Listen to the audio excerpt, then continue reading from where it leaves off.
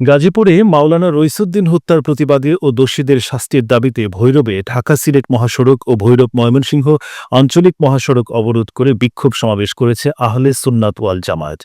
কেন্দ্রীয় কর্মসূচির অংশ হিসেবে আহলে সুন্নাত ওয়াল জামায়াতের আয়োজনে আজ সকাল 10টা থেকে দুপুর 12টা পর্যন্ত 2 ঘণ্টা ঢাকা সিলেট মহাসড়কের ভৈরব দুর্জয় মোড় অবরোধ করে বিক্ষোভ কর্মসূচি পালন করেছে আহলে সুন্নাত ওয়াল জামাত। সমাবেশে বক্তব্য রাখেন বাংলাদেশ ইসলামী ফ্রন্ট কিশোরগঞ্জ জেলার সাধারণ সম্পাদক হাজী মোহাম্মদ রুবেল হোসেন, যুব সেনা ভৈরবের আহ্বায়ক আবু হানিফ বাদল, সদস্য সচিব মাওলানা মুবাশশির, ইসলামী ছাত্র সেনা আহ্বায়ক মাওলানা সালাউদ্দিন প্রমুখ।